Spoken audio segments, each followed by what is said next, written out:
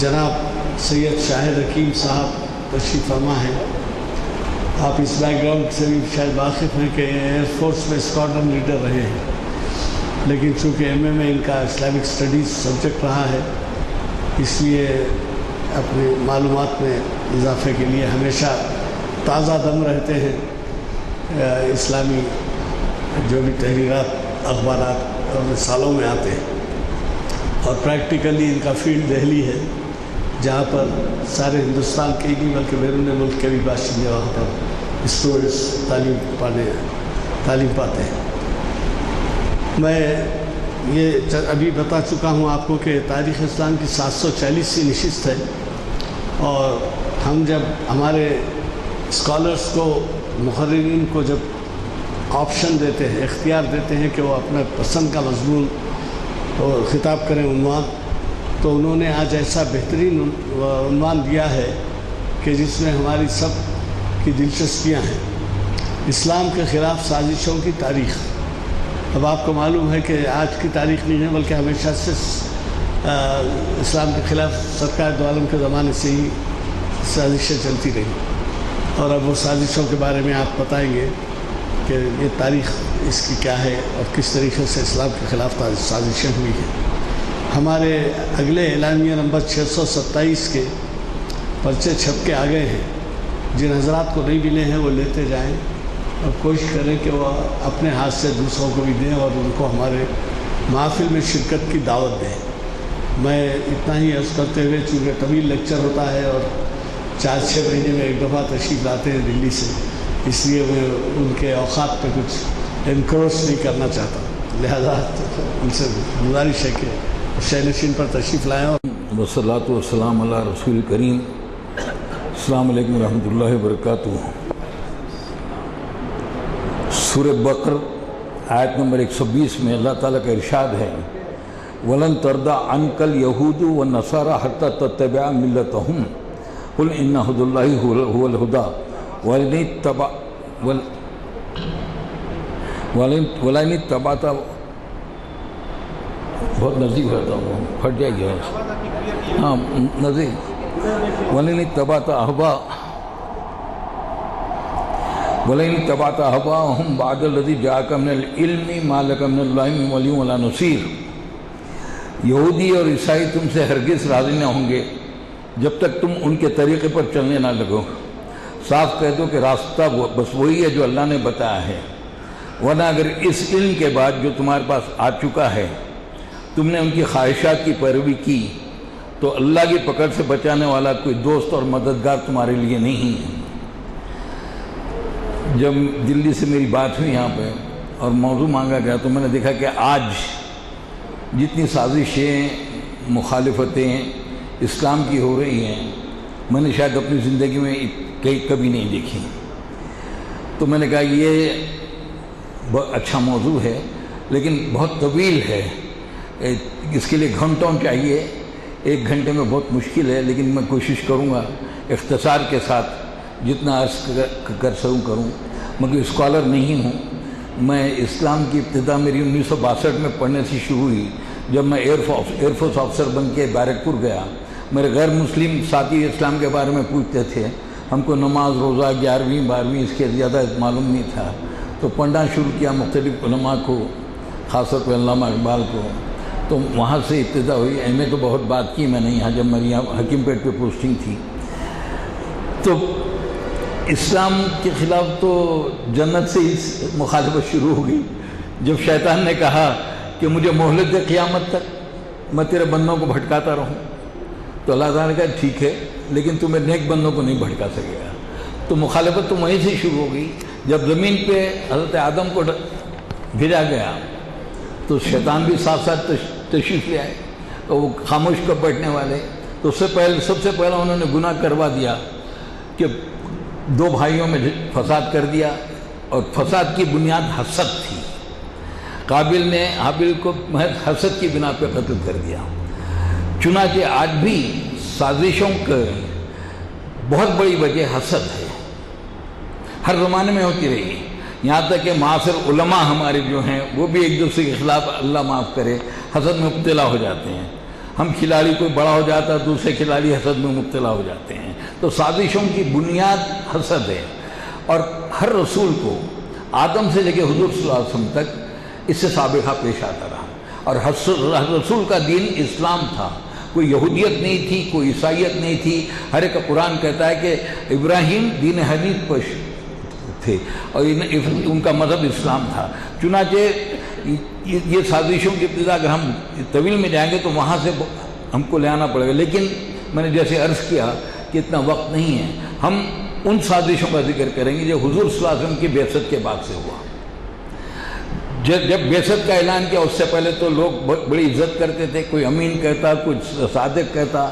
جب نبوت ملی اور آپ نے اعلان فرمایا کہ ایک اللہ کے علاوہ کوئی اور نہیں ہے، تو سازشیں تو نہیں ہوئی، مکی دور میں مخالفتیں ہوئی ہیں۔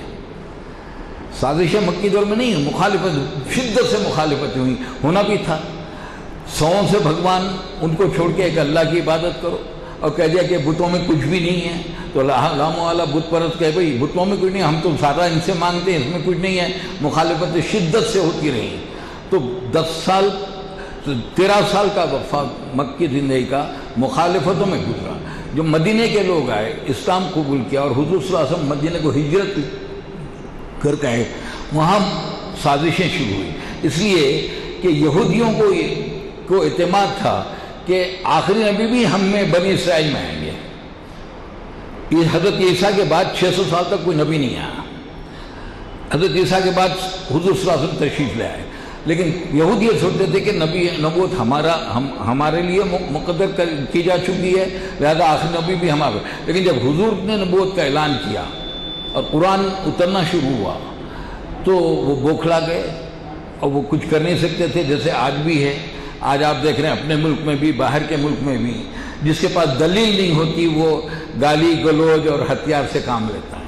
نہتوں کو جا کے جو ہے 50 آدمی قتل کر دیتے ہیں، محض اس لیے کہ گائے اس شبے میں کہ گائے کاٹ دی ہوگی، یا 2 لوگوں کو مارتے ہیں کہ جانوروں کی کھال اکھاڑ، کیونکہ ان کے پاس کوئی دلیل نہیں ہے۔ قرآن کہتا ہے دلیل سے بات کرو، دلیل سے بات، اگر تمہارے پاس تمہارے عقیدے کے لیے کچھ دلیل موجود ہو تو سامنے لے آؤ، اور ہم دلیل سے بات کریں۔ الحمدللہ ہم ان چیزوں کے لیے، اسلام کے لیے ہم کو تلوار اٹھانے کی ضرورت نہ رہی، نہ تھی، نہ رہی، نہ آج ضرورت ہے۔ اگر تلوار کے بزور اسلام پھیلتا تو آج دنیا میں سب سے زیادہ پھیلنے والا مذہب اسلام ہے، دین اسلام ہے، مذہب نہیں دین اسلام ہے۔ تو آج تو ہمارے پاس تلوار بھی نہیں ہے، تلوار کہاں ہے؟ تلوار تو کبھی کہ ہمارے لوگوں نے کہہ دیا بھئی جہاد کا زمانہ ختم ہو گیا، اب تو جہاد کا ذکر کرتے ہوئے گھبراتے ہیں لوگ، جہاد کا نام لیتے ہوئے گھبراتے ہیں، کوئی پکڑ نہ لے جائے۔ قتال و جہاد کی بات کرنا جرم قرار دیا گیا، سعودی عرب کی مساجد میں بند ہو گئی۔ اب ہمارے پاس بھی لوگ ڈرتے ہیں جہاد کی بات کرتے ہوئے۔ علامہ اقبال نے فرمایا تھا، تیغ و تفنگ دست مسلمان میں ہے کہاں، تیغ و تفنگ دست مسلمان میں ہے کہاں، ہو بھی تو دل ہے موت کی لذت سے بے خبر، ہوں بھی تو دل ہے موت کی لذت سے بے خبر، کافر کی موت سے بھی لرزتا ہو جس کا دل، کہتا ہے کون اس سے مسلمان کی موت مر، باطل کی فال و فر کے واسطے یورپ زیرہ میں ڈوب گیا دوشتا کمر۔ وہ تو جھوٹ کے لیے ہتھیار اپنا لیے اور ہم نے ہتھیار چھوڑ لیے سچ کے لیے۔ ہم پوچھتے ہیں شیخ کلیسا نواز سے، مغرب میں جنگ شر ہے تو مشرق میں جنگ شر ہے تو مغرب میں بھی ہے شر، اب ہمارے پاس تلوار کہاں ہے؟ لیکن اس کے باوجود بھی ہمارا دین دنیا کا سب سے زیادہ پھیلنے والا دین ہے۔ یہ کسی مسلمان کی بات نہیں ہے، خوشونت سنگھ کا بھی بیان ہے، وہ لوگ خود جانتے ہیں، تو لہذا بوکھلاہٹ طاری ہو چکی ہے، تو اس کے خلاف سازشیں ہوتی رہیں گی۔ میں واپس جاؤں گا حضور کے دور پہ پھر کہ مدنی دور میں ایک سازش یہودیوں کی تھی اور دوسری سازشوں کا سامنا منافقوں سے تھا۔ یہودی یہ سوچتے تھے کہ آخری نبی ہمارے پاس آئیں گے۔ اوس و خزرج 2 بڑے قبیلے تھے، ان دونوں نے عبداللہ بن ابی کو چن لیا تھا کہ مدینہ کا سردار ہوگا۔ جب سرکار تشریف لے گئے تو صرف ان نبی کی ایسے نہیں لے گئے، بلکہ ایک حکمراں، ایک سردار، مدینہ والوں نے مان لیا کہ یہ ہمارے سب کچھ ہے۔ تو لامحالہ عبداللہ بن ابی کو بھی تو آگ لگی کہ بھائی مجھے سرداری ملنے والی تھی، مدینہ کا بادشاہ بننے والا تھا، میں ہٹ گیا تو لامحالہ اس نے بھی جو ہے مخالفت شروع کی۔ مخالفت جیسے مکے میں ہوتی تھی ویسے نہیں چھوڑ کر، یہاں تو خفیہ طور پہ تھی، اتنی زیادہ کہ حضور کی جان لینے کی بھی کوشش کی. آپ ایک مقام پہ تشریف فرما تھے, وہی آئی کہ یہاں سے ہٹ جاؤ, اوپر سے وہ چکی کا پارٹ پھینکا گیا تو وہ پکڑے گئے وہ لوگ. اللہ تعالیٰ نے آپ کو بتا دیا تھا. تو جب حضور کے ساتھ اسی زمانے سے سازشیں شروع ہوئیں, عبداللہ بن ابی ظاہرہ طور پہ تو کہتا تھا میں مسلمان ہوں, حضور کے پیچھے نماز پڑھتا تھا, افطار ساتھ کرتا تھا, عمرے بھی کیے, حج کو بھی گیا, اور جمعہ کے دن مسجد میں کھڑے رہ کے اعلان کرتا کہ لوگوں یہ محمد ہے اللہ کے رسول صلی اللہ علیہ وسلم, ان کی بات غور سے سنو. لیکن ہر طرح کی سازش, قریش کو سازش یہ پہلی یہ تھی کہ جنگ احد کا جب اعلان ہوا تو حضور نے کہا کہ کیا کیا جائے. تو نوجوان چاہتے تھے, بدر جیت چکے تھے, کہا کہ ہم باہر نکل کے لڑیں گے. تو حضور اندر کے زرہ پہنی تشریف لائے باہر.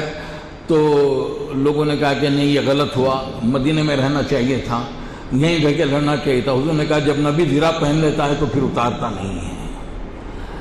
چنانچہ جب 1000 آدمی گئے تو 300 منافق ہٹ گئے کہ نہیں ہماری بات نہیں مانی, لہذا ہم نہیں جائیں گے. وہاں سے منافق شروع ہوئی. اس کے بعد اس کی انتہا آتی ہے جنگ احزاب, جنگ خندق پہ. عبداللہ بن ابی نے خفیہ طور پہ قریش کو پیغام بھیجا کہ تم حملہ کرو, ہم تمہارے ساتھ ہیں. انہوں نے حملہ کیا بہت شدت کے ساتھ, اور ایسا ہوا کہ ہمارے متقی حضرات کی خدمت میں عرض ہے, سرکار دو عالم صلی اللہ علیہ وسلم کو ایک دن میں 4 نمازیں قضا کرنی پڑی جنگ کی حالت میں. ایک دن آپ 4 نمازیں پڑھنے سے کہ ایسی سختی تھی. تو اللہ کی مدد آئی, کامیابی ملی, لیکن اس کے باوجود بھی منافقت جاری رہی. پھر یہودیوں کو بھیجا وہاں خیبر کے قلعے پہ, وہاں پہ بھی یہی حال تھا. الٹیمیٹلی یہ ہوا کہ مدینے سے یہودیوں کو نکال دیا گیا. لیکن منافق تو تھے. جب عبداللہ بن ابی مرنے کو تھا تو اس کے بیٹے بڑے نیک تھے, متقی تھے, انہوں نے آگے کہا کہ آپ کا کرتا دے دیجئے. حضور نے اپنا کرتا دے دیا. بعد میں کہا کہ اس کی نماز جنازہ پڑھا دیجئے. آپ نے نماز پڑھائی. حضرت عمر نے کہا کہ آپ کو نہیں پڑھانی چاہیے تھی. اس کے بعد اللہ تعالیٰ کا حکم آیا کہ آئندہ سے آپ کسی منافق کی نماز جنازہ نہیں پڑھائیں گے. اور یہ بھی کہا گیا کہ آپ 70 بار بھی اس کے لیے مغفرت کی دعا کریں گے تو ہم اس کو معاف نہیں کریں گے. عبداللہ بن ابی کو 70 بار سرکار کی دعا کے لیے کہا کہ منافق کے لیے آپ کی دعا قبول نہیں ہوگی. تو چنانچہ یہاں ایک سوال پیدا ہوتا ہے, کیا نماز پڑھنے والے, روزے رکھنے والے, حج و عمرہ کرنے والے منافق ہو سکتے ہیں؟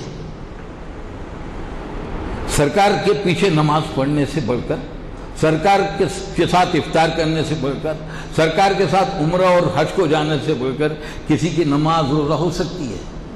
جب ان کی مغفرت نہیں ہو سکتی تو ہم کیوں تصور کر لیں کہ کوئی شخص محض اس لیے کہ 5 وقتہ نمازی, میں 5 وقت مسجد کو آتا ہے اور روزے رکھتا ہے اور داڑھی چھوڑا ہے, عمروں کو جاتا ہے, حج کو جاتا ہے, منافقت نہیں کر سکتا. میں آپ کو کہہ رہا ہوں کہ میں نے ٹی وی اردو میں دیکھا کہ دیوبند سے فاخر تحصیل مولانا بی جے پی کی کھل کے تائید کر رہے تھے. کیا کوئی مسلمان سنگ پریوار کی تائید کر سکتا؟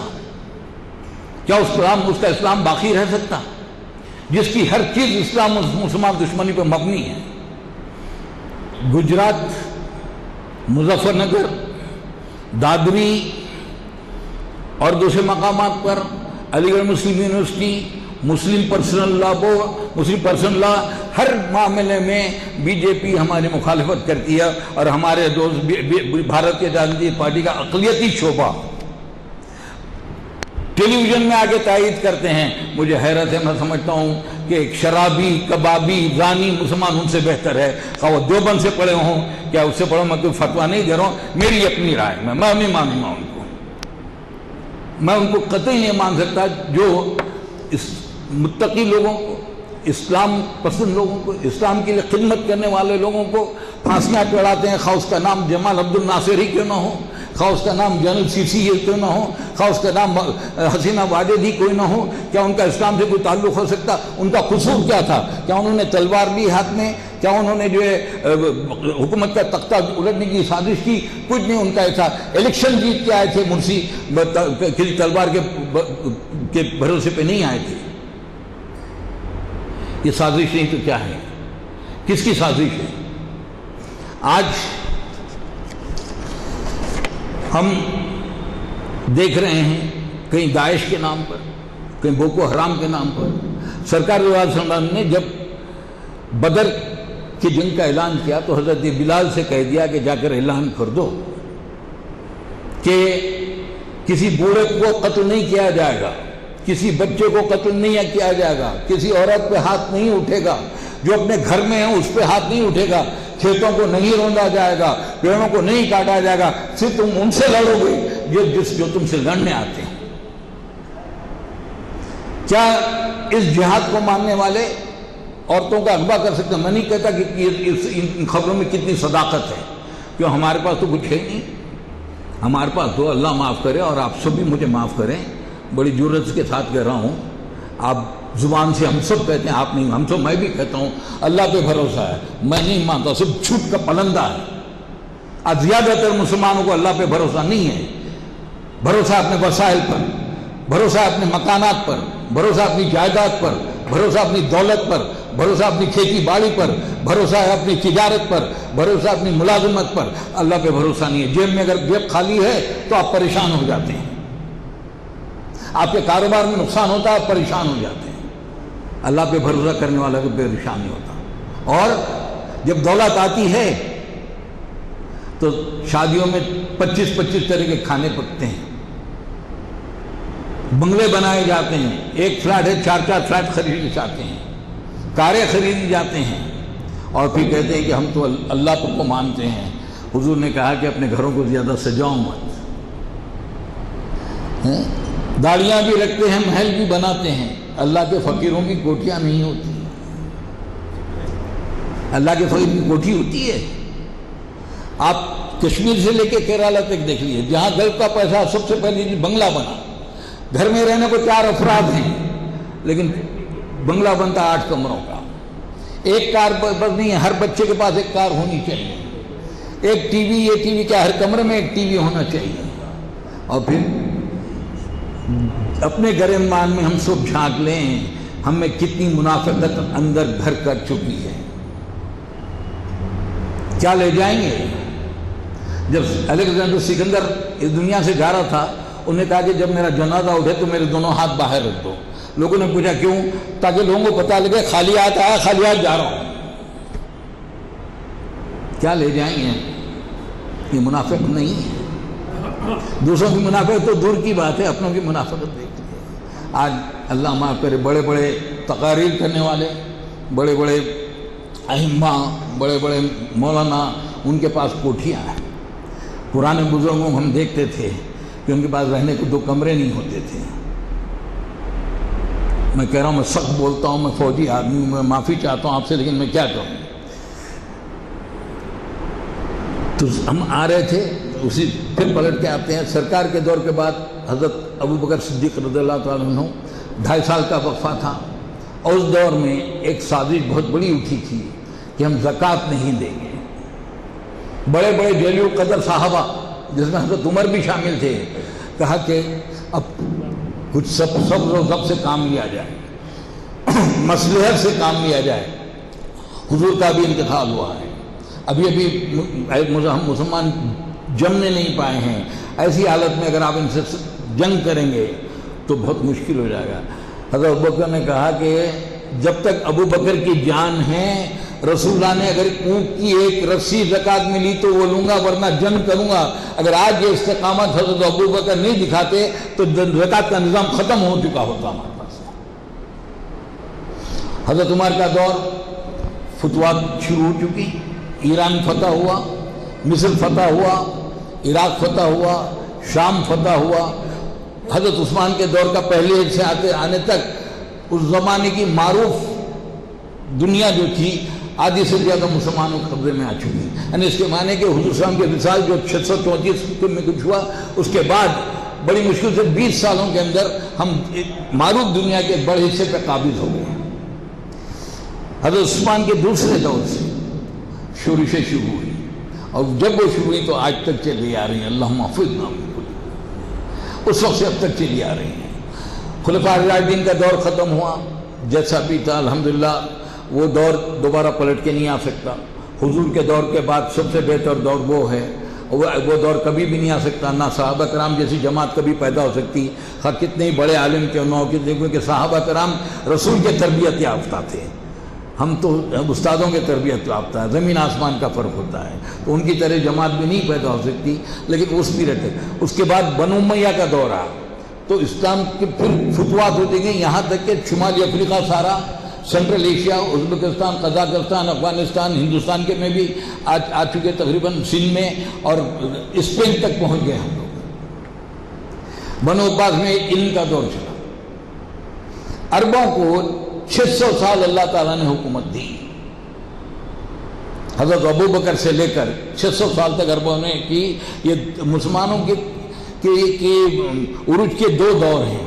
ایک دور ہے حضور کے بعد سے 1257 تک, جو عربوں کا دور تھا, یعنی 634 کے آس پاس ہے. اس کے بعد دوسرا دور تھا 1257 سے 1700 تک کا دور, جس میں سلجوق آئے, نور الدین زنگی آئے, صلاح الدین ایوبی آئے, پھر ترک خلافت آئی. ترک خلافت آئی تو یہودی سازش تو کرتے تھے. جب حضرت عمر نے بیت المقدس, حضرت عمر کو بیت المقدس کی چابی دے دی گئی, تو بشپ نے ایک شرط رکھی تھی کہ ہم ایک شرط دیں گے کہ یہودی کو بیت المقدس میں نہیں آنے دینا. ایک یہودی کو نکالیں آپ. یہودیوں کو اگر امن و امان ملا تو مسلمان حکومتوں میں ملا, عیسائیوں نے ہمیشہ ٹھکرا. لیکن آج وہ دونوں ایک ہیں. چنانچہ میں نے جو آیت پڑھی ابتدا میں وہ یہ تھی کہ یہودی و عیسائی تم سے اس وقت تک راضی نہ ہوں گے جب تک کہ تم ان کے طریقے پہ چلنے نہ لگو. یہی تو چاہتے ہیں نا. عریانی, بے پردگی.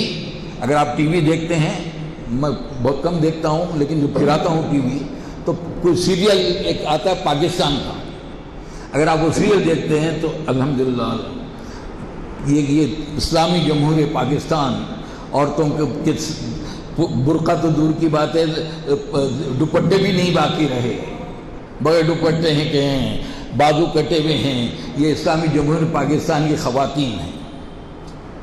تو یہ وہی ہو رہا ہے جو یہودی اور عیسائی یہی تو چاہتے تھے. وہ جانتے تھے کہ مسلمان کو جو ہے اسلام سے نہیں نکالا جا سکتا. وہ چند معدود چند لوگوں کو چھوڑ دیجئے, سلمان رودی, تسلیمہ نسرین, مختار نقوی, ان لوگوں کو چھوڑ دیجئے. عام مسلمان گجرات میں ہزاروں کٹ گئے لیکن اسلام نہیں چھوڑا. مظفر نگر میں کتنے سو سے کٹ گئے لیکن اسلام نہیں چھوڑا. آج ہر تک مارے جا رہے ہیں, ہر تک ظلم و ستم کا شکار ہے لیکن اسلام نہیں چھوڑتے. الحمدللہ اقبال نے کہا تھا توحید کی امانت سینوں میں ہے ہمارے, آسا نہیں مٹانا نام و نشاں ہمارا. لیکن اسلام تو نہیں چھوڑا انہوں نے. میں بھی مشنری اسکول کا پڑھا ہوں, آل سائنس اسکول میں. ایک بار بھی انہوں نے مجھ سے نہیں کہا کہ اسلام چھوڑو, ایک بار بھی مجھ سے نہیں کہا کہ بائبل پڑھو. جیسے کہ آج کہا سر کہ بھائی یہ گیتا کی تعلیم کمپلسری ہوگی, سرسوتی وندنا کمپلسری ہوگا.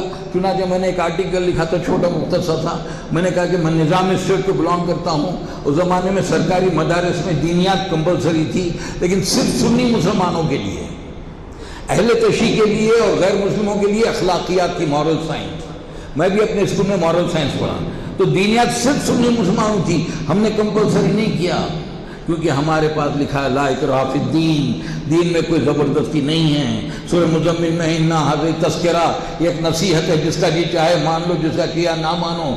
سورہ کہف میں بھی یہی ہے, آخر میں آیا لکم دینکم ولی دین, تمہارا دین تمہارے ساتھ, میرا دین میرے ساتھ. لیکن یہ کوئی ٹالرنس نہیں ہے, یہ بیزارگی کا جملہ ہے.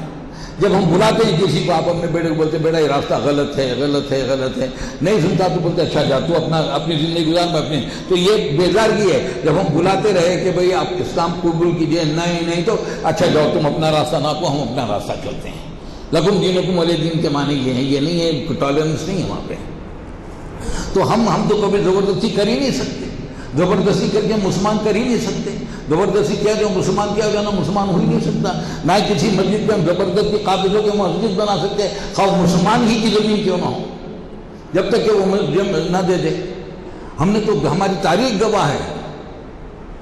حضرت عمر بیت المقدس جب گئے, وہاں پہ نماز کا وقت ہو گیا, بشپ نے کہا چرچ کے سامنے نماز پڑھ لیجئے. کہا کہ نہیں, کل ہو سکتا ہے کوئی پاگل بادشاہ چل ڈھا دے اور یہاں مسجد بنا دے، چنانچہ آگے جا کے نماز پڑھی، آج بھی بیت المقدس میں مسجد عمر بھی ہے اور چرچ بھی قائم ہے۔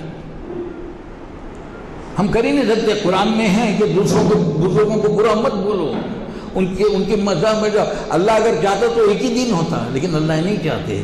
اگر ایک دن ہوتا تو پھر یہ یہاں آزادی کیوں ملتی؟ بھاگوت صاحب نے کہا تھا کہ واپس آ جاؤ، تو میں نے کہا بھاگوت صاحب جتنے ہمارے نظام ہیں، کارڈیو ویسکولر سسٹم ہے، دوران خون کا، ڈائجسٹو ہاضمے کا نظام ہے، ریپروڈکٹیو جتنے ہیں سب اس کی مرضی سے ہیں۔ اجابت زیادہ ہو جائے تو پریشانی، اجابت بند ہو جائے تو پریشانی، خون کا دباؤ بڑھ جائے تو پریشانی، وہ ہمارے کنٹرول میں نہیں ہے۔ یہاں پہ انسانوں اور جنوں کو اللہ تعالیٰ نے فری ول دی ہے، آزادی ہے، اس لیے جزا و سزا صرف انسانوں اور جنوں کے لیے، دوسروں کے لیے، جانوروں کے لیے جزا و سزا نہیں ہے، کیونکہ وہ تو اسی کی مرضی کے تابع ہیں، فرشتے اسی کی مرضی کے تابع ہیں، ہم لوگوں کو ہی آزادی ہے۔ چنانچہ یہ تقدیر کی بھی جو بات آتی ہے کہ اللہ تعالیٰ نے لکھ دیا، معاذ اللہ اس کو غلط فہم مطلب میں لے کے لوگ کہتے بھائی شراب پی کے بول رہا کہ میں کیا کروں، میری قسمت میں شراب لکھی تھی، زنا کر کے کہا میری قسمت میں زنا تھا۔ ایسا نہیں ہے، ایک ہے پری ڈٹرمنیشن، ایک ہے پری نالج، ایک ہے کہ پہلے سے طے کر دیا جائے، ایک ہے کہ پہلے سے معلوم رہا۔ اللہ تعالیٰ کو معلوم تھا کہ لا کے اس کو قرآن و حدیث بتائے پھر بھی یہ زنا کرے گا، پھر بھی تب اللہ تعالیٰ نے لکھ دیا، ورنہ تو ظلم ہوتا سری۔ اگر اللہ تعالیٰ نے میری قسمت میں زنا لکھ دیا اور اس کے بعد میں مجھے سزا دے تو کس بات کی سزا ہے؟ تقدیر کے ہم بھی قائل ہیں، تقدیر کے قائل ہونے کے بغیر آپ ایمانی مکمل نہیں ہوتا، لیکن وہ تقدیر کب اللہ تعالیٰ نے ان کو پتا تھا کہ لاگ اس کو سمجھائیے، لاگ سمجھائے وہ ابو جہل ہی رہے گا۔ جب حضور صلی اللہ علیہ وسلم کے سمجھانے کے بعد وہ ایمان نہیں لایا تو آپ کے میرے سمجھانے سے کیا ایمان لاتا؟ تو ہم نے بھگوت صاحب سے کہا بھگوت صاحب اس ایک چیز کو آپ کیوں چھوڑتے، اس کو بھی ادھر لے آ لیجیے۔ چلیے آپ نہیں لے آتے تو ہم آ جاتے ہیں، چلیے ہم نے جینیو خریدی لیکن پہن نہیں سکتے کیونکہ برہمن پیدائشی ہوتا ہے، اس طرح ویش اور ان کا کیا وہ راجپوت اور کا جو ہوتا ہے وہ سب پیدائشی ہوتے ہیں، شودر بن جائیں گے۔ ہم نے کہا ٹھیک ہے صاحب ہم شودر بن جائیں گے، پست اقوام بن جائیں گے، جس کو آپ حیدرآباد میں بھیڑ وغیرہ کہتے تھے، ہم بن جائیں گے، لیکن کیا آپ ہم کو پوری کے مندر کا پجاری بنائیں گے؟ آپ ہم کو RSS کا صدر بنائیں گے؟ نہیں۔ اس کے برخلاف ایک بھنگی اسلام قبول کرتا ہے، ندوے میں، دارالعلوم میں، نظامیہ میں، دیوبند میں فارغ التحصیل ہو کے آتا ہے، نماز کا وقت ہوتا ہے تو ہم کہتے ہیں آپ نماز پڑھائیے، ہم سید زادے آپ کے پیچھے پڑھیں گے، اسلام عزت دیتا ہے، آپ کیا دیں گے؟ ہم 5 لاکھ میں بکنے والے نہیں ہیں، الحمدللہ 5 کروڑ میں بکنے والے نہیں ہیں۔ یہ ساری چیزیں جو ہے ایسی نہیں ہو گئی۔ یہ دور کے بعد میں نے کہا 7ویں صدی تک ہم عروج رہا، وہاں سے عروج کا خاتمہ کیوں؟ اس لیے کہ دنیا پرستی آ گئی، مال سے محبت ہو گئی، عہدے کی لالچ ہو گئی، سازشیں کتنی ہیں، مجھے حکومت کرنی ہے اور اپنی حکومت کے لیے میں اسلام پسندوں کا خاتمہ کرتا رہوں۔ اقبال نے بڑا اچھا کہا، آج تجھ کو بتاؤں میں تقدیر امم کیا ہے، امتوں کی تقدیر کیا ہے، آج تجھ کو بتاؤں میں تقدیر امم کیا ہے، شمشیر و سینہ اول طاؤس و رباب آخر، پہلے تلوار برجا بعد میں گانا بجانا۔ ان لوگوں نے کیا کیا؟ 800 سال اسپین پہ حکومت کی ہے ہم نے، پھر سازشوں کا شکار ہو کے یہ حال ہو گیا کہ 800 سال کے بعد جب عیسائیوں نے مل کے حملہ کیا تو یا تو بھاگے شمالی افریقہ، مراکش، الجیریا میں آئے، یا لڑکے مر گئے، سمندر میں ڈوب گئے، یا کرسچن بن گئے۔ 800 سال حکومت چھوٹی نہیں ہوتی۔ RSS کا ایک وفد گیا اسپین کو اور اسرائیل کو یہ معلوم کرنے کہ آخر 800 سال کے بعد مسلمانوں کا خاتمہ کیسا ہوا، یہاں بھی تو 800 سال حکومت کی، یہاں بھی خاتمہ کریں۔ تو انہوں نے کیا کیا؟ اس شعر کو، آج تجھ کو بتاؤں میں تقدیر امم کیا ہے، شمشیر و سینہ اول طاؤس و رباب آخر، اس کا انہوں نے بدل دیا، آج تجھ کو بتاؤں میں تقدیر امم کیا ہے، طاؤس و رباب اول شمشیر و سینہ آخر۔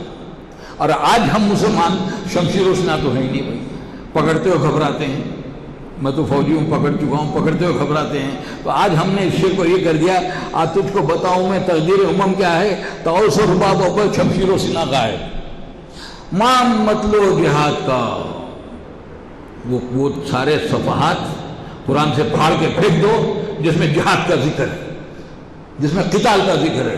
نہیں کسی کا نام مت لو، یہ تقریر کرے پڑ جائے گی. میں بول رہا ہوں، یہاں بیٹھا ہوں، سید شاہد حکیم، ایکس ایئر فورس آفیسر. میں جہادی ہوں، میں جہادی ہوں. جہاد کے معنی جد و جہد کے ہیں، جہاد کے معنی ٹو اسٹرائک فار کے ہیں، جہاد کے معنی اسٹرگل کے ہیں، جہاد کے معنی تلوار سے لڑنے کے نہیں ہیں. جہاد کے بغیر زندگی نہیں ہے. ایک کیڑا اپنے سوراخ سے نکلتا اپنے رزق کی تلاش میں، ایک چڑیا اپنے گھونسلہ بناتی ہے تنکا تنکا چن کے، انڈے دیتی ہے، بچے ہوتے ہیں، اڑ کے جاتی ہے، ان کا بھی رزق لاتی ہے، اپنا بھی لاتی ہے. ایک دھان آپ جو کہ وہ زمین پھاڑ کے نکلتا ہے.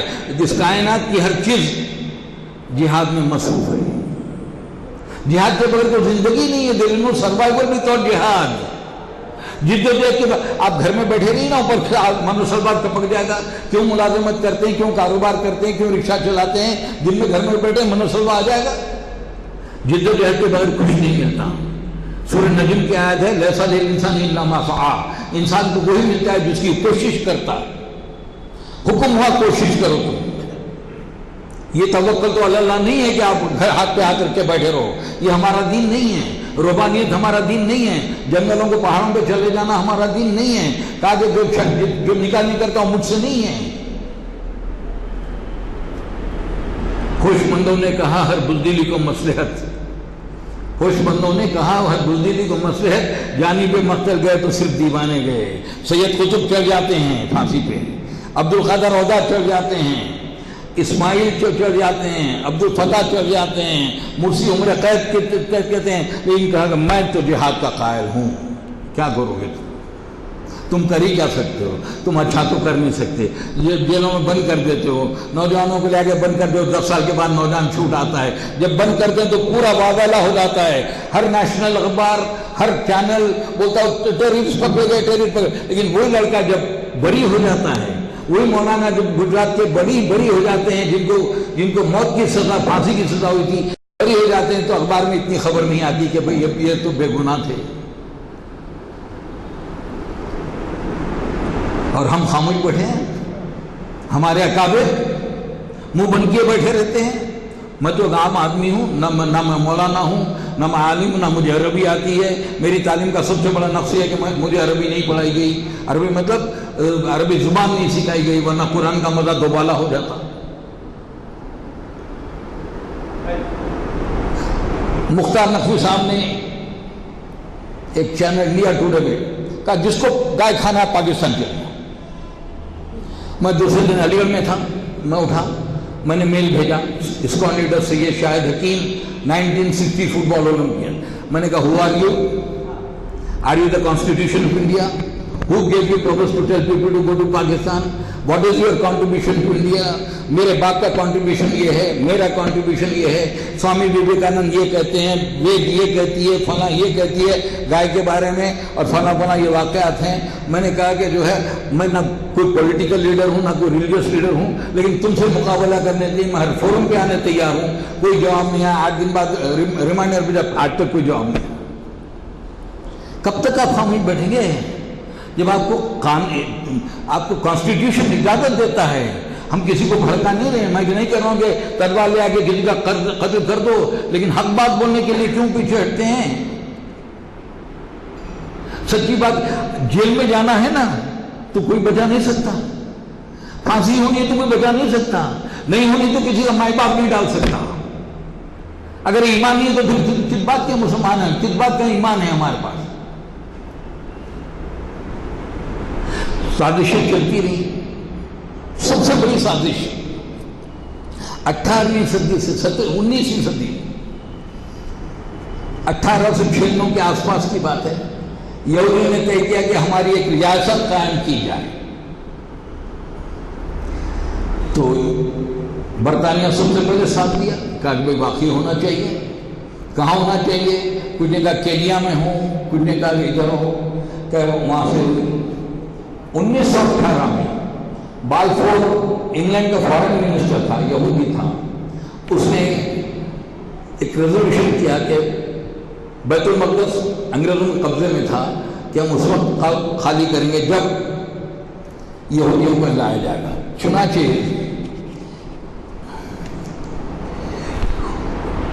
اقوام متحدہ میں تو وہ تو ہو گیا. اس کے بعد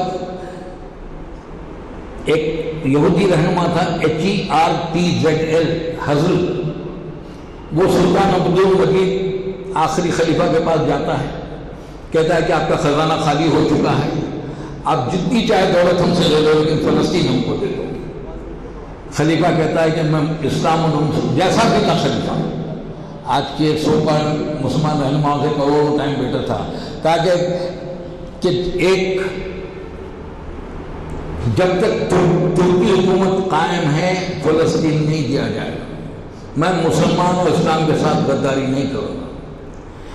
پہلی جنگ عظیم ہوتی ہے، جرمنی شکست کھاتی ہے، جرمنی کے ساتھ ترکی بھی تھا، ترکی کو شکست ہوئی.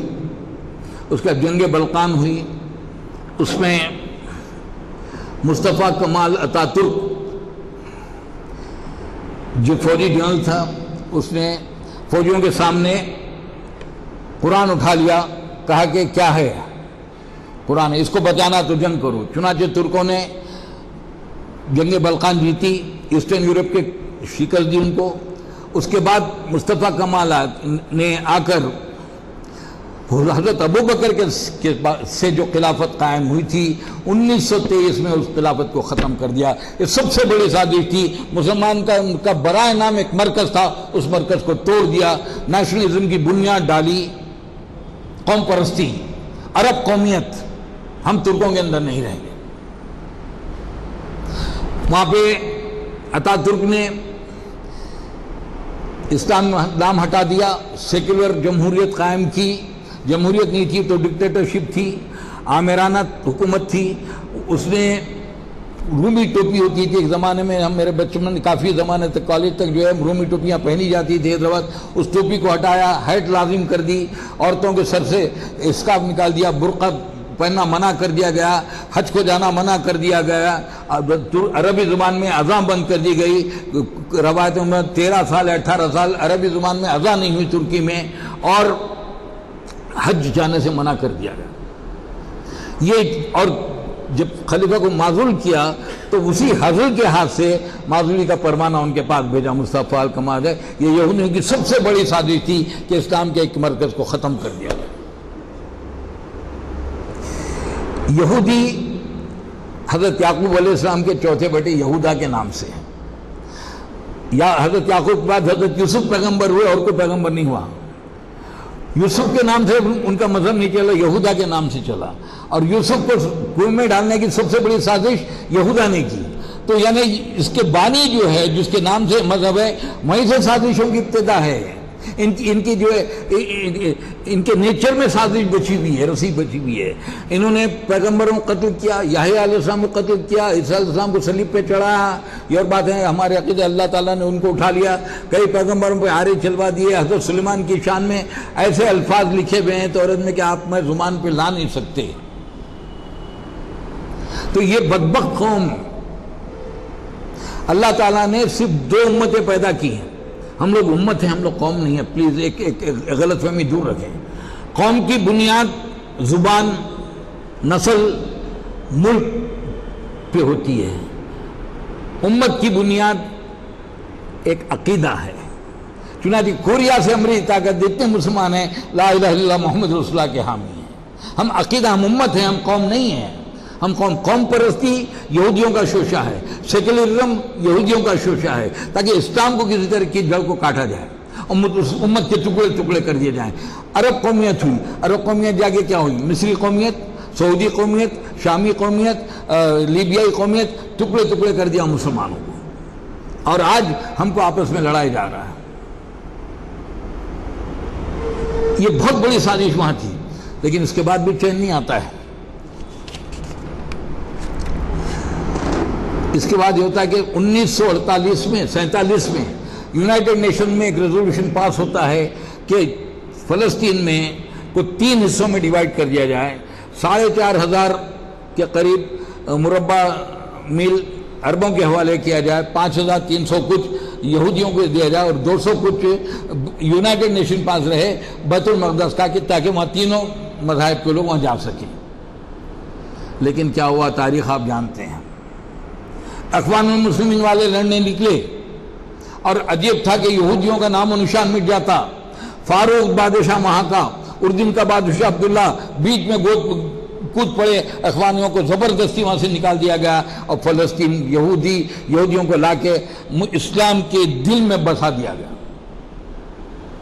اس کے بعد سے آج تک جو ظلم و ستم ہے آپ دیکھ رہے ہیں. 4 آدمی مر جاتے ہیں، ہم اس کی تائید نہیں کرتے ہیں. فرانس میں بم پھٹتا ہم تائید نہیں کرتے ہیں. ہم کسی بے گناہ کے انسان کی موت کی تائید نہیں کرتے. کیوں؟ سورہ مائدہ آیت نمبر 32 5ویں سورت ہے، جا کے دیکھیے، اس میں ہے کہ ایک انسان کا ناحق قتل ساری انسانیت کا قتل ہے. ایک انسان کی جان بچانا ساری انسانیت کی جان بچانی ہے.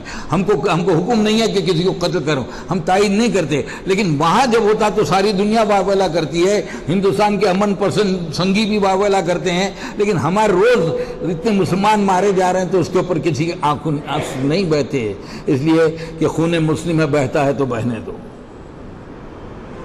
مسلمانوں کا خون ہے، پانی سے بھی ارزاں ہے، جہاں بناؤ. رشیا بھی آگے بمباری کر دیتا ہے.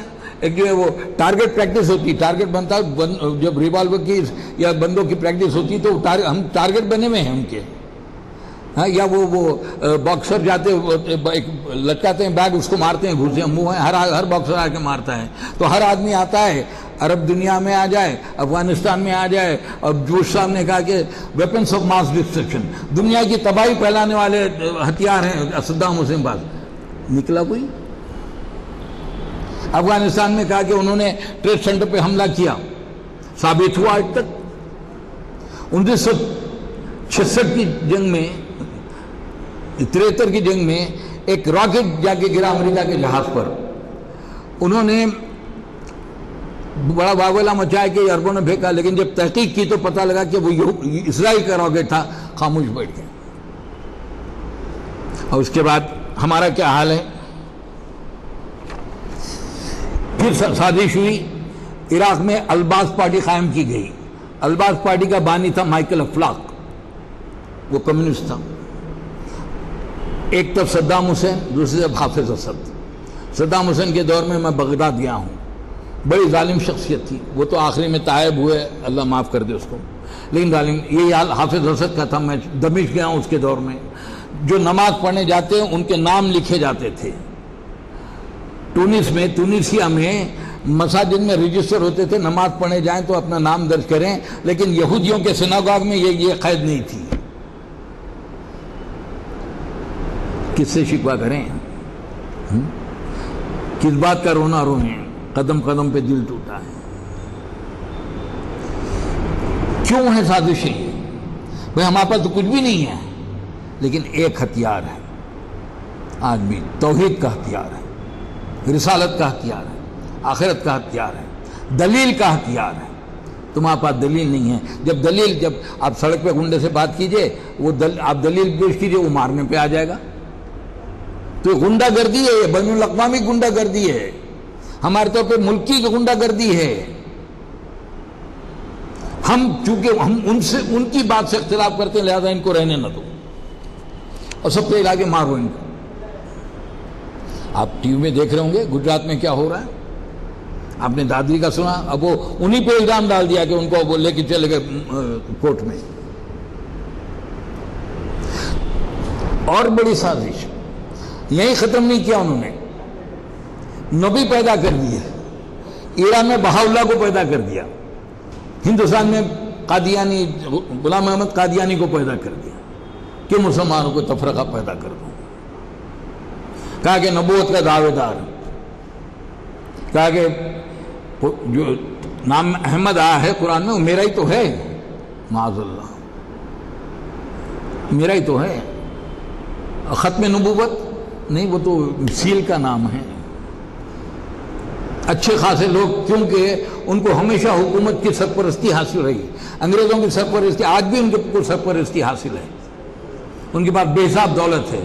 افریقہ میں کوشش ہو رہی ہے، انڈونیشیا میں کوشش کر رہے ہیں، یہاں پہ ہے ماشاءاللہ آپ کے پاس ختم نبوت کی جو ہے ایک جماعت بنی ہے الحمدللہ. تو یہ اس طرح کی چیز، جبکہ انہوں دلیل کے طور پر بھی کیا رسول کی ضرورت تھی؟ موسیٰ کے دور میں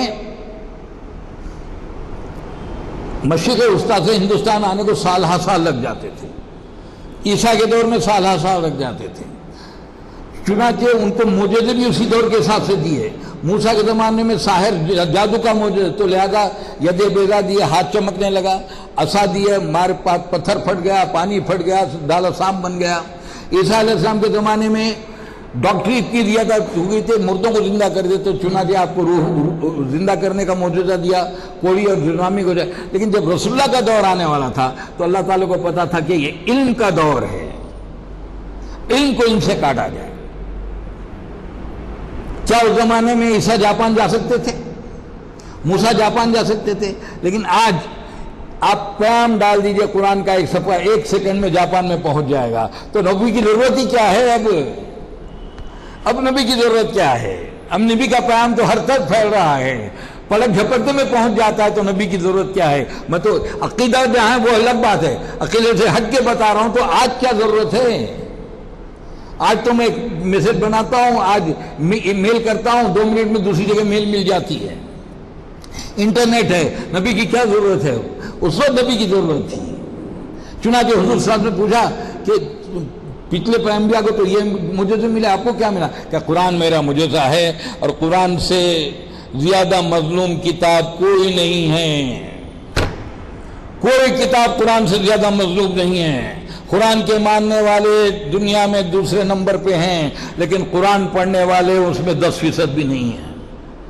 آپ خفا ہوں گے، رمضان میں ہم نے تو 10 قرآن ختم کیے. ہاں بھائی، ثواب ملا آپ کو؟ بالکل ملا. الف لام میم پڑھے تو 30 نیکیوں کا ثواب ہے، بالکل میں مانتا ہوں. فائدہ کیا ہوا؟ ثواب تو ملا.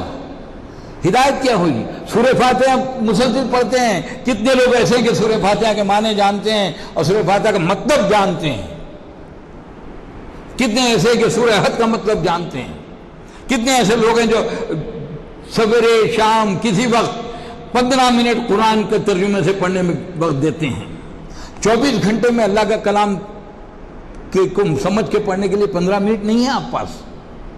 رسول کی سیرت پڑھنے کو 10 منٹ کا نہیں ہے آپ پاس. 2 صفحے نہیں پڑھ سکتے، 4 حدیث نہیں پڑھ سکتے آپ. اور پھر دعویٰ ہے یہ ربیع الاول آ رہا، 12 نکالو جلوس سڑکوں پہ، خانہ کعبہ کا ماڈل بنا لو، رسول اللہ کے روزے کا ماڈل بنا لو، اطراف پھرتے رہو، چومتے رہو، اور اس کو کہتے ہو ہم تو مبہد ہیں، لعنت ہے، اللہ معاف کرے، استغفر اللہ. اور پھر دعویٰ ہے کہ مسلمان ہیں. خانہ کعبہ کا ماڈل بن سکتا؟ رسول اللہ کے روزے کا ماڈل آپ کے شہر میں بنایا گیا، میں نے ٹی وی پہ دیکھا. کیا ان کو مسلمان کہا جا سکتا؟ شبر آتی ہے، وہ جاگنا ہے. میں بڑی جرات کے ساتھ اعلان کر رہا ہوں، اگر کوئی مولانا مجھے شب برات کے بارے میں ایک آیت دکھا دے تو یہیں آپ سب کے سامنے ان کے پیر دھو کے پانی پیوں گا. آیت دکھا دیں قرآن میں. اور شب برات اگر ہے بھی تو نفل ہے. ساری زندگی شب معراج شب برات پڑھتے رہیں لیکن فجر کی 2 سنت چھوڑ دیں تو اس کی پوچھ ہوگی، اس کا ثواب ملے گا. اگر یہ چھوڑیں تو اس کی پوچھ نہیں ہوگی. آپ ان کو اتنی اہمیت دے دی ہمارے اکابر نے کہ لوگ فرض و سنت کو بھول گئے. بلکہ یہاں تک حکم ہے کہ اگر فجر کی نماز چھوڑنے کا وقت آ جائے تو بہتر یہ کہ رات کو جاگا نہ جائے، لیکن فجر کی نماز پڑھو. ہفتہ بھر تو نماز نہیں پڑھتے، ایک وقت جمعہ کو ڈبی پہن کے چلے جاتے ہیں، آدھا خطبہ ہونے کے بعد جاتے ہیں، خطبہ ہوتے رہتا، پیچھے باتیں کرتے رہتے ہیں، لیکن شب معراج ضرور مانگتے رہیں گے. شب قدر ہاں وہ بھی 5 راتوں میں تلاش کرنے کا حکم ہے. وہاں بھی یہ ہے کہ اگر آپ کمزور ہیں، بوڑھے ہو چکے ہیں، نہیں جا سکتے تو بہتر ہے سو جائیے. وہ بھی عبادت ہے، گناہوں سے بچے ہوئے ہیں. حضور نے فرمایا کہ اپنی بیوی کے پاس جانا بھی نہیں کیا. لوگوں نے کہا یہ اس کام کو ہم نے کی، کہا کہ اگر تم غیر عورت کے پاس جاتے تو گناہ ہوتا نا، تو یہ بھی نہیں کی ہے، تو سو جانا بھی نہیں کی ہے. بہتر بجائے اس کے کہ فجر کی نماز چھوٹ جائے. قرآن سے زیادہ مظلوم کتاب دنیا میں جہیز میں دیا جاتا ہے. سفر پہ جاتے ہو سر پہ رکھ کے نکالا جاتا ہے، چوما جاتا ہے، جزدان میں رکھا جاتا ہے، لیکن اللہ معاف کرے کہ کوئی قرآن کھول کے پڑھتا نہیں. یہ سازشیں بہت طویل ہیں، میں اس کو بول نہیں سکتا، لیکن میں آپ کو ہندوستان میں جب انگریزوں کے خلاف ٹیپو سلطان اور سراج الدولہ کھڑے ہو گئے تو ان میں انگریز ہرا نہیں سکتے تھے. انہوں نے کیا کی سازش کی، جعفر کو پیدا کر دیا، میر جعفر کو بنگال میں، اور میر سعدی کو پیدا کیا بنگلور میں، میسور میں. انہوں نے سراج الدولہ کے خلاف سازش کی اور میر صادق نے جو ہے ٹیپو سلطان کے خلاف، دونوں شہید ہوئے. تو اقبال نے کہا جعفر اس بنگال صادق دکن، ننگے دی ننگے ملت ننگے وطن. سازشیں ہیں، اور اللہ معاف کرے اس میں سب سے زیادہ نقصان ہم جانتے ہیں کہ سنگ پریوار ہمارا دشمن ہے. ہم ان کو کیا جانتے ہیں جو مسلمان بن کے جو ہے دینی مدرسوں سے نکل کے ان کی تائید کرتے ہیں. لوگ کہتے ہیں اتنے بڑے مدرسے کا مولانا، جب یہ برا تو کچھ تو حقیقت ہوگی. 10-15 منٹ میرے پاس باقی ہیں جی، آدھا گھنٹہ جی.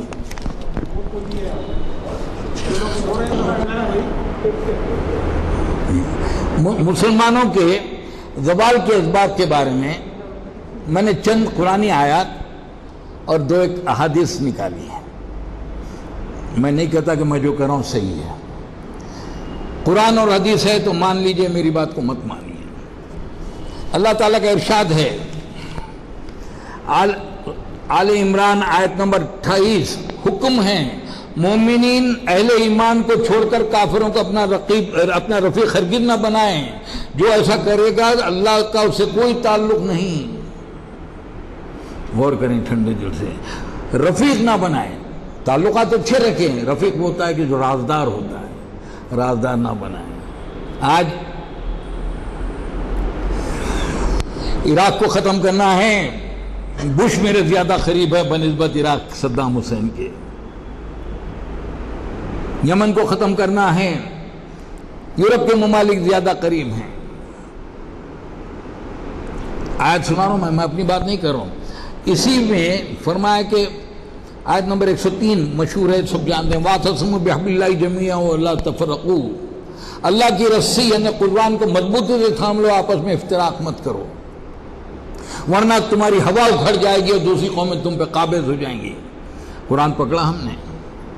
ٹھنڈے دل سے سوچئے، ہم اپنے گھروں میں ہمارے بچے، ہماری عورتیں کتنا قرآن سمجھ کے پڑھتی ہیں. میں نہیں کہتا آپ ایک پارہ پڑھیے، میں کہتا ہوں 2 صفحے پڑھیے، ایک ہی صفحہ پڑھیے، 10 آیتیں پڑھیے، لیکن اللہ واسطے سمجھ کے پڑھیے. میں مانتا ہوں کہ قرآن پڑھنے کا ثواب اپنی جگہ پہ ہے، لیکن سمجھ کے پڑھنے کا معاملہ اور ہی ہے. آپ کو پتہ لگے گا کہ ہے کیا چیز. میں نے کہا نا کہ میں تو مجبوراً آیا، کیونکہ لوگ میرے افسر دوسرے غیر مسلم مجھ سے پوچھتے تھے بھائی اسلام ہے کیا. لہذا میں نے پڑھنا شروع کیا. ایک وہاں سے میرے آرڈلی تھے مسلمان کلو خاں، میں نے کہا یہاں اردو کتابیں ملتی، اردو کتابوں کا بڑا شغف تھا، حالانکہ میں انگلش میڈیم کا تھا لیکن دوسری زبان میری اردو تھی. تو میں نے کہا بھائی وہ رومانی دنیا، جادو دنیا، شمع، 20ویں صدی وغیرہ اور کچھ ناولیں، یہ تو کلکتے جانا پڑتا تھا کہ جو وہ ایک مولانا کو پکڑ لے آئے، گلے میں بستہ لگا ہوا تھا. انہوں نے نکال کے مولانا مودودی کی خطبات دی، سلامتی کا راستہ، بنا اور بگاڑ، 6 آنے میں کتاب ملتی تھی. میں پڑھا، میں نے کہا بھائی یہ تو کچھ اور ہی ہے، ہمارا اسلام تو کچھ اور ہے. تو میں آپ کو ایک بات کہہ دوں پلیز، کیونکہ اکثر لوگ مولانا مودودی کے خلاف ہے. میرا معاملہ نہیں ہے. میں سارے علماء، علمیہ ندوی ہوں، مولانا مودودی ہوں، قاسم نانوتوی ہوں، سید شہید ہوں، جہاں سے اسلام پڑھتا ہوں، کیونکہ حدیث ہے ہر اچھی چیز مومن کا کھویا ہوا ورثہ ہے. میں نہیں کہتا کہ آپ وہ دیکھیے ایک بات ہے، اب میں اتنی دیر سے بات کر رہا ہوں آپ سے، اگر آپ میرے غلط جملے کو پکڑ کے لے آ کے اس کو اگر پکڑ دیں لوگوں کو لگے یہ ایسا بول گئے بھائی، تو اللہ والا تو میں آپ مجھے ہر ایک کافر بھی کہنے لگ جائیں گے لوگ. سوال وہ نہیں ہے، سوال یہ کہ اچھا کام کس نے کیا اس کو لیجیے، جو آپ سمجھتے غلط ہے تو چھوڑ دیجیے. تو مجھے وہاں سے پڑھنے لگا، پھر علی میاں ندوی کو پڑھا، پھر جو تجلی دیوبند کا آتا تھا مولانا عامر عثمانی، ایسا قلم ان کے مرنے کے بعد آج تک پیدا نہیں ہوا اردو.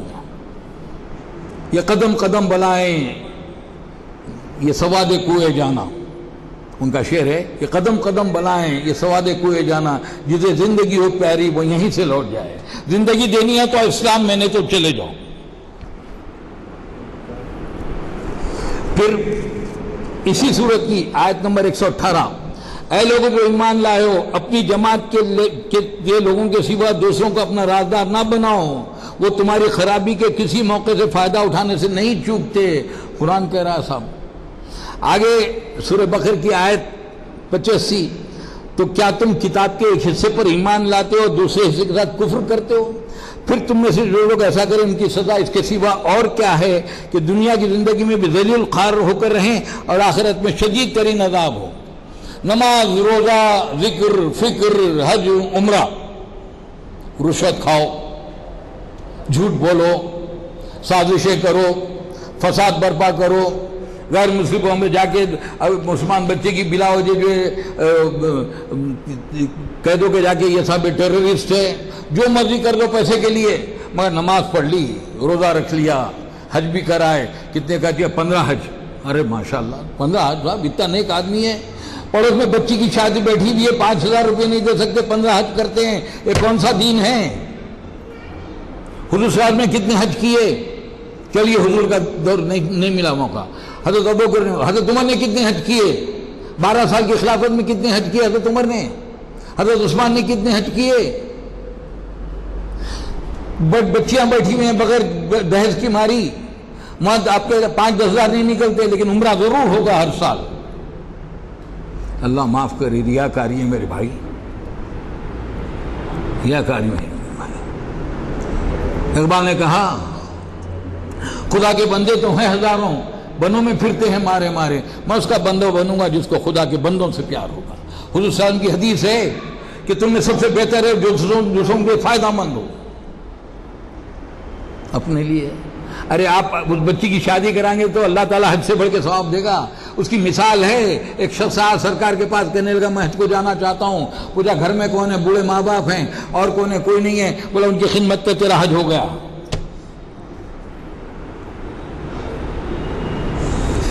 آگے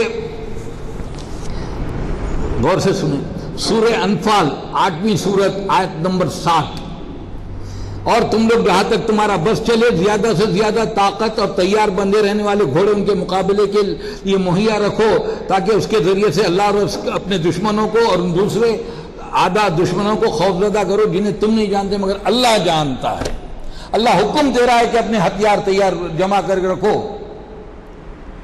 لوہا میٹل ہے، لوہے کے معنی یہ ہمارا لوہا نہیں، میٹل ہے، کوئی بھی میٹل لوہے کی تعریف میں آتا ہے۔ انہوں نے لوہا پکڑا، ہم نے سونا پکڑا۔ اس زمانے میں گھوڑے تھے، آج ٹینک ہیں، جنگ لڑنے والے ہوائی جہاز ہیں۔ آپ نے کتنے بنائے؟ یہ کس نے بنایا؟ آپ نے انسانیت کی کیا خدمت کی گزشتہ 17ویں صدی کے بعد سے آج تک؟ 15ویں صدی تک آپ نے دنیا کو اسلام کی روشنی سے منور کر دیا، اپنے علم کی روشنی دنیا بھر میں بھر دی۔ بڑے بڑے جو ہے فلسفی، بڑے بڑے سائنسداں، بڑے بڑے مورخ، بڑے بڑے نام گنانے کا نہیں ہے، میں الحمدللہ نام گنا سکتا ہوں کہ یہ وہ نہیں ہے، وہ سب آپ نے پیدا کیے۔ بڑے اسٹرانومرز، ماہر فلکیات آپ نے پیدا کیے، اور 17ویں صدی کے بعد ہم ضرور پیدا کیے صاحب، ہم کو ناز ہے ان پہ۔ بڑے غلام علی خان، چھوٹے غلام علی خان، دلیپ کمار، مدھو بالا، شاہ رخ خان، یہ تو پیدا کی ہم، اور کیا پیدا کی ہے؟ بہت برا لگے گا آپ کو، میں علی گڑھ میں رہ کے اور دیکھ چکا ہوں، ماشاءاللہ آپ کا شہر بہت اچھا ہے، اللہ اس کو اور اچھا کر دے، بہت اچھا ہے۔ آج پتہ لگ جائے کہ فلاں فلمی خان آ رہا ہے، پورا پرانا شہر بند ہو جائے گا، اور آج پتہ لگے کہ مولانا رابع ندوی آ رہے ہیں تو 10,000 آدمی میں جمع نہیں ہوں گے۔ اس امت کو اللہ کیوں چھوڑے؟ کیوں چھوڑے گا اللہ اس امت کو؟ کیوں سزا نہیں دے گا؟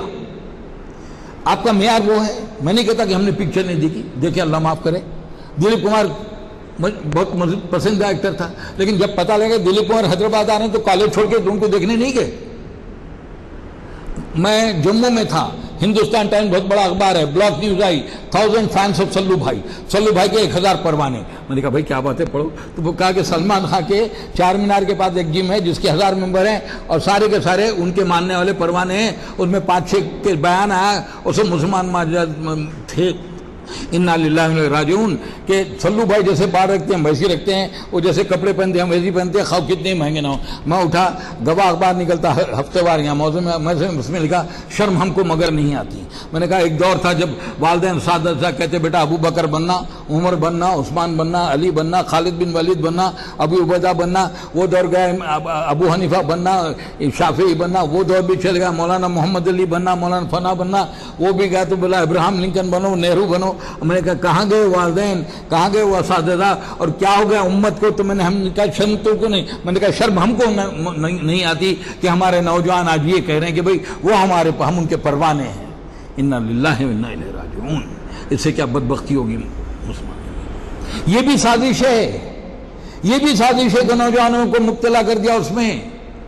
یہ ٹی وی بھی سازش ہے، انٹرنیٹ بھی سازش ہے، لیکن سوال یہ ہے کہ ہوائی جہاز جنگ کے لیے بھی کام آتا ہے، آپ کو لے جانے کے لیے، حج کو لے جانے کے لیے آتا ہے، تو آپ اپنے گھروں میں کیوں نہیں کرتے کہ بھئی آپ یہ پروگرام دیکھیں یا نہیں دیکھیں؟ بچوں کو سمجھائیے۔ الحمدللہ جن کے گھر اچھے ہیں وہاں سب چیزیں دیکھی نہیں جاتی۔ اور سن لیجئے سورہ سبا آیت نمبر 10 اور 11، ہم نے لوہوں کو اس کے لیے حضرت داؤد کے لیے نرم کر دیا اس ہدایت کے ساتھ کہ زرہیں بنا اور حلقے ٹھیک اندازے پہ رکھ۔ زیرہ جنگ میں پہن کے لڑتے تھے، حلقے سوراخ ایسے رکھو کیونکہ زمانے برچھے اور تلوار کی جنگ تھی کہ اندر نہ جائے۔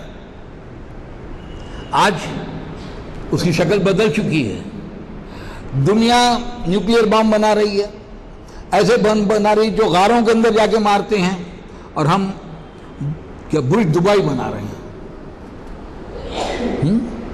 برج دبئی بنا رہے ہیں، ہم دبئی میں فلم فیسٹیول کراتے ہیں، ہم دبئی میں بہترین مشاعرے کرواتے ہیں، اور جب اٹیک ہوتا ہے تو امریکہ کے پاس جا کے بیٹھتے ہیں ہماری مدد کرو، پلیز آ جاؤ یہاں پہ، پلیز آ جاؤ۔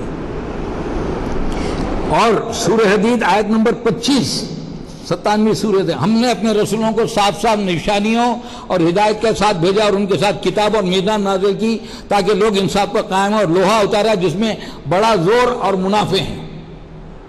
منافع یہ ہے کہ یہ بن گیا، چمٹا بن گیا، چھری بن گئی، چمچہ بن گیا، تالا بن گیا، یہ ہو گیا۔ زور کیا چیز ہے؟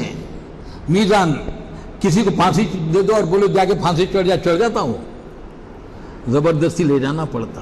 تو لوہے میں زور ہے تو اس کے معنی تھے کہ اپنے ہتھیار بناتے رہو تاکہ دوسری قومیں تم پہ حاوی نہ ہو جائیں، اور آپ نے اس کو چھوڑ دیا، اس کو چھوڑ دیا، آج ذکر بھی نہیں کرتے۔ سورہ توبہ 23، باپ بھائیوں کو بھی رفیق نہ بناؤ اگر وہ ایمان کو کفر پہ ترجیح دیں۔ میں اپنی بات نہیں کروں، اپنے باپ اور بھائی کو بھی مت دو اگر وہ ایمان پہ کفر پہ ترجیح دیں۔ اگر جا کے بی جے پی کے گود میں بیٹھ جاتا ہے، بھائی کیوں نہ ہو، بولو جا تو۔ کتنے ہم ایسے تیار ہیں اس چیز کے لیے، میں کھل کے بول رہا ہوں، میں نے بہت لکھا ہے ان کے خلاف علی گڑھ سے۔ اب آپ بتائیے، میں تو قرآن کیا سنا رہا ہوں۔ اس کے بعد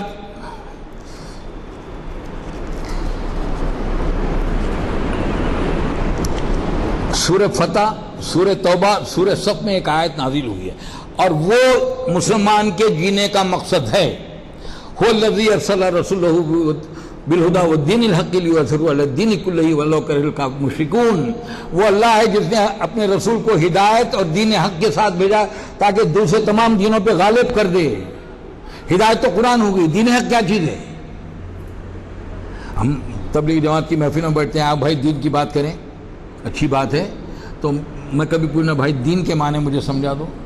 مالک یوم الدین، الیوم اکملت لکم دینکم، اللہ کے نزدیک دین اسلام ہے، اور ہم نے دین تاکہ دین کو دوسرے دینوں پہ غالب کر دیں۔ اس کے ہمیں دوسرے دین بھی ہیں کوئی اسلام کے علاوہ؟ جی ہیں۔ دین کے معنی ہے کہ نظام، اسلام کا دین یہ ہے کہ حاکم اعلیٰ اللہ کو مان لیا جائے اور ہم ان کے محکوم ہو جائیں۔ اسلام کی تعریف ہی یہی ہے کہ total surrender to your creator, اپنے خالق کو مکمل طور پر سپردگی، صرف نماز روزے کی حد تک نہیں، صرف حج اور عمرے کی تک نہیں، بلکہ مکمل طور پر سپردگی۔ ہر معاملے میں انسان ہونے کے ناطے غلطی ہو تو توبہ کا دروازہ کھلا ہے، غفور رحیم ہے، معاف کرنے والا ہے۔ تو حضور نے فرمایا کہ ہر انسان خطا کار ہے، لیکن بہترین خطا کار وہ جو توبہ کر لے۔ تو ہم ہر ایک خطا، ہم انسان ہیں، ہم فرشتہ تو ہی نہیں. ہمارے آگ بھی ہے، پانی بھی ہے، مٹی بھی ہے ہم میں. تو تینوں چیزیں جب آگ ہے تو کبھی آگ بھی آ جاتی ہے، غصہ آ جاتا ہے، غصے میں بہت کچھ آدمی غیر غلط کام کر دیتا ہے، نفس حاوی ہو جاتا ہے، تو اس کے لیے توبہ کا دروازہ ہے. لیکن یہ ہے کہ دوسرے دینوں پہ غالب کرنا، ہمارا مقصد یہ ہے. آپ کی نماز، آپ کا روزہ، آپ کی زکوٰۃ، آپ کی حج، آپ کا یہ ٹریننگ ہے کہ اللہ کی حکومت قائم کرنے کی، کہ اللہ کا نظام قائم ہو. کیونکہ آپ کے گھر میں آپ کا قانون چلے گا، میرا قانون نہیں چلے گا. یہ کائنات اللہ کی ہے، تو لہٰذا اس کائنات پہ قانون اللہ کا ہوگا، کسی اور کا نہیں ہوگا. نہ کسی پارلیمنٹ کا ہوگا، نہ کسی جو ہے اسمبلی کا ہوگا، نہ کسی ڈکٹیٹر کا ہوگا، نہ کسی بادشاہ ہوگا. اگر ہوگا تو قانون اسی کی جد و جہد انبیاء نے کی، اسی کی جد و جہد خلفاء نے کی، اسی کی جد و جہد صحابہ نے کی، اسی کی جد و جہد تبع تابعین نے کی، اسی کی جد و جہد بزرگان دین نے کی، اولیاء اللہ نے کی، ہر شخص علماء نے کی، اسی کی جد و جہد کی.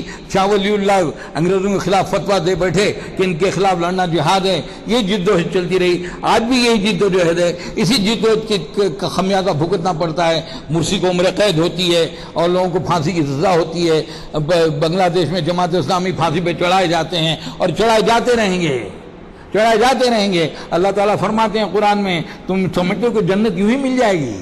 ارے پچھلے لوگوں تو آرے سے کاٹا گیا. اب اتنی مصیبتیں آئیں کہ وقت کا نبی پکار اٹھا کہ اللہ کی مدد کب آئے گی؟ تب اللہ نے کیا، اب آنے والی ہے مدد. اور وہ اب پڑھتے ہیں مشہور آیت، یا ایھا الذین آمنوا استعینوا بالصبر والصلاۃ. ان اللہ اسی میں آگے ہے کہ تم آزمائے جاؤ گے، اپنی جانوں سے، اپنے مالوں سے، اپنے رشتہ داروں سے، ہر طرح سے آزمائے جاؤ گے. جب آزمائش میں اترو گے اور نقصان ہوگا تو جب تم کہو گے انا للہ و انا الیہ راجعون، ہر چیز اللہ کی طرف سے اللہ جانے، یہی لوگ ہدایت یافتہ ہیں. آگے سورہ حجرات میں آیت نمبر 14-15، یہ بدوی کہتے ہیں کہ ہم مومن ہو گئے، کوئی ان سے تمہارے دلوں میں ایمان ابھی داخل نہیں ہوا، تم متی ہو، تم مسلمان ہوئے، مومن نہیں ہوئے.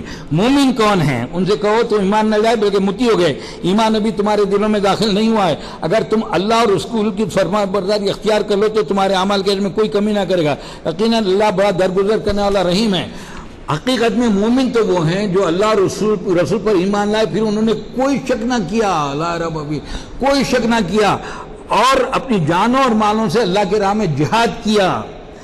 یہی سچے لوگ ہیں. اللہ کا وعدہ مومنوں کے ساتھ ہے، مسلمانوں کے ساتھ نہیں ہے. وَلَا تَهِنُوا وَلَا تَحْزَنُوا وَأَنْتُمُ الْأَعْلَوْنَ إِن كُنتُم مُؤْمِنِينَ. رنجیدہ مت ہو، غم مت کرو، آخرکار تم ہی کامیاب ہوگے اگر تم مومن ہو.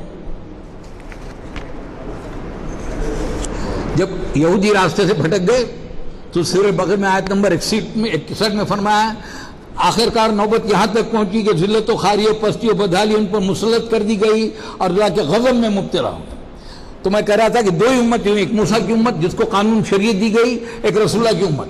ان کو ہٹا کے ہم کو لیا. قوم نوح کا نام و نشان نہیں ہے، قوم عاد کا نام و نشان نہیں ہے، قوم سمود کا نام و نشان نہیں ہے، قوم لوط کا نام و نشان نہیں ہے. دنیا کی ساری قومیں برباد کر دی گئیں. لیکن اللہ تعالیٰ بدترین قوم، بدترین امت یہود کو کیوں زندہ رکھا؟ ان کو کیوں نہیں تباہ کیا جبکہ انہوں نے پیغمبروں کو نہیں چھوڑا؟ ہر طرح ستائے، جانے لی، آج تک جو ہے سازشیں کرتے آ رہے ہیں. دنیا کا امن و امان جب تک اسرائیل قائم ہے اس وقت تک امن و امان قائم نہیں ہو سکتا. اور جو مصالحت کی بات چیت کی بات کرتے ہیں وہ نادان نہیں ہے بلکہ بکے ہوئے ہیں. کوئی بات چیت سے نہیں حل ہو سکتا جب تک اسرائیل مٹے گا نہیں. یہ سب چیز چلتا رہے گا. داعش اور فلاں یہ انہی کی پیداوار ہیں. ورنہ کوئی مسلمان، ظالم سے ظالم مسلمان بھی عورتوں کو اٹھا کے نہیں لے جائے گا، بچوں کو سر نہیں کاٹے گا، کوئی کاٹ ہی نہیں سکتا. فسادات ہوتے ہیں تو آپ دیکھیں ان کے بوڑھے، ان کی عورتیں، ان کے بچے کم مرتے ہیں، ہمارے زیادہ مرتے ہیں ان کی، کیونکہ ہم نہیں کر سکتے حال. تو جب امت محمدیہ اپنے راستے سے ہٹ جائے گی تو کیا ہوگا؟ ہم کو دی دنیا کی جو ہے قیادت، ہم کو دی، 17ویں صدی سے ہم چھوڑ بیٹھے تو کیا ہوگا؟ وہ بدترین قوم سے، بدترین امت سے ہم کو سزا دی جا رہی ہے.